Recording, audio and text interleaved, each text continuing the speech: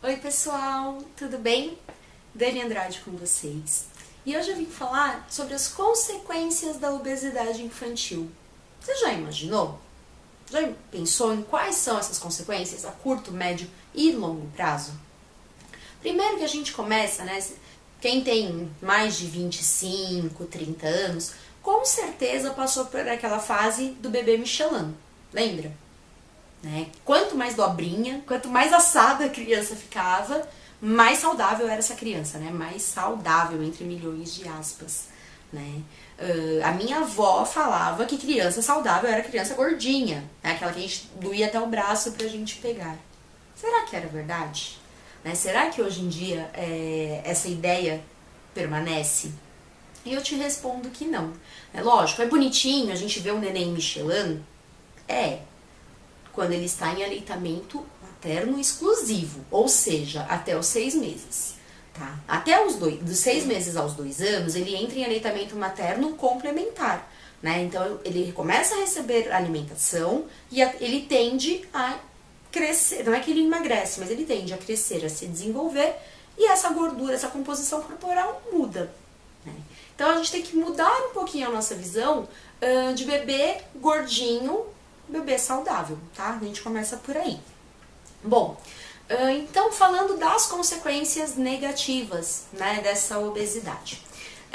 Um bebê uma criança com excesso de peso, a gente posso passar aqui horas, tá, gente? Vocês podem cansar de ver esse vídeo, porque tem muitas consequências, mas eu vou listar as principais.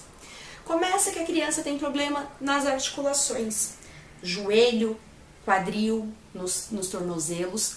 Por quê? Tem tanto excesso de peso que o corpo não aguenta esse impacto. Então, ela tende a ter dores nessas regiões. Elas têm maior fragilidade, então elas podem quebrar, trincar o osso com maior facilidade. Em consequência disso, vem uma osteoporose, um desgaste ósseo muito antes da idade adulta, tá? A gente pode pegar uma criança com excesso de peso, obesidade, que está sempre cansada. Ela, quando ela deita e dorme, você vê que ela dorme profundamente, mas ela não descansa. Né? Por quê? O excesso de peso comprime todos os órgãos dela. Então, o corpo ele faz mais força para respirar, para o sangue circular, para os rins filtrarem tudo, né? Para tudo acontecer no nosso corpo, o corpo faz mais força. Então, essa criança ela tá sempre cansada, ela encosta, ela quer dormir, ela não tem disposição para fazer atividades do dia a dia, brincar, sair correndo, coisas normais de criança. Né? A gente pode pensar também queda de cabelo, né? Ela é obesa e geralmente ela tem muita deficiência de vitaminas. Então, queda de cabelo, pele ressecada é um sinal, uma consequência dessa obesidade também. E aí o que a gente vê frequentemente em consultório? Crianças com excesso de peso, com hipercolesterolemia, então aquele colesterol alterado, com pressão alta, com diabetes tipo 2, que é diferente do diabetes tipo 1, né? O tipo 2 é consequência de maus hábitos, que precisa de medicação, que com melhoria de prática de atividade física, manutenção e redução de peso, você já reduz esses riscos. E, gente, é o que mais tem. E aí, quando a gente pega, né, criança com colesterol, diabetes, com pressão alta, as consequências dessa criança ter uma síndrome metabólica, que é uma complicação generalizada do seu organismo, são muito maiores. Né? O risco dessa criança ter uma doença cardiovascular ainda na infância, né, a gente tem diversos estudos que mostram que a aterosclerose, né, o acúmulo de gordura nas artérias, começa na infância. E já crianças com 12 anos, elas já têm aterosclerose, né? É o entupimento das artérias. Aquilo que a gente imaginava, né? Com os nossos avós, com seus 60, 70 anos, criança de 10, 12 já tem. É muito triste, né, a gente pensar que o excesso de peso faz isso com essa criança, tá? Outros itens que a gente pode lembrar. Essa criança, o excesso de peso pode trazer também o desenvolvimento de câncer. Hoje em dia a gente sabe que 70% pelo menos dos cânceres existentes são relacionados aos maus hábitos de vida e alimentares. Então imagina, você pensar que ter um câncer linfócito, né, um câncer de medula, é totalmente diferente de ter um câncer de pâncreas, por exemplo, né, de ter um câncer de estômago ou qualquer coisa relacionada.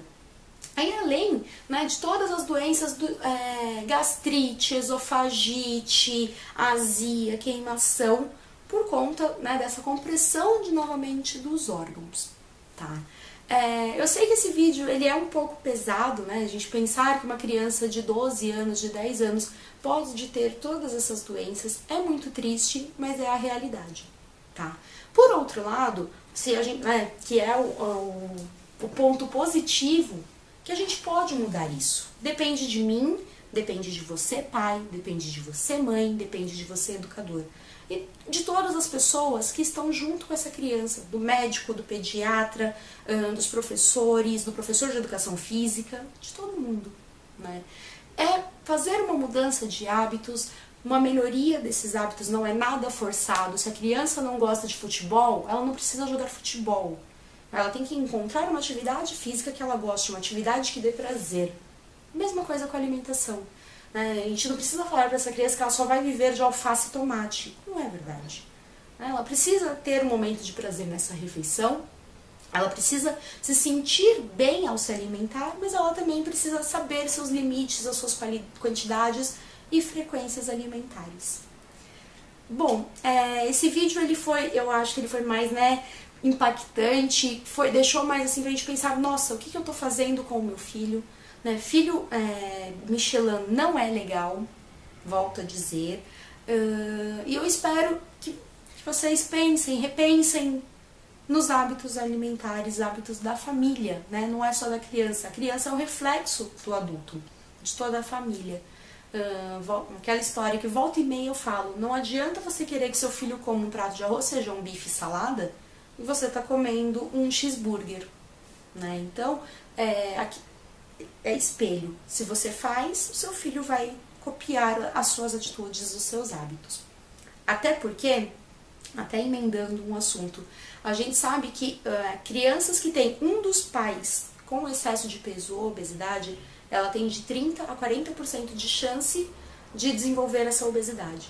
E a criança que pai e mãe são obesos ou com excesso de peso, ela tem mais de 80% de chance de desenvolver uma obesidade. São dados, são estudos que mostram isso, só depende da gente mudar essa realidade. Bom, eu vou ficando por aqui, espero que vocês tenham entendido essa informação, que vocês repensem nesses dados e que vocês precisarem, contem comigo, que eu puder ajudá-los, com certeza ajudarei. A gente se vê na próxima semana, deixem aqui as suas dúvidas, suas críticas, sugestões e a gente vai conversando, tá bom? Grande abraço, até mais!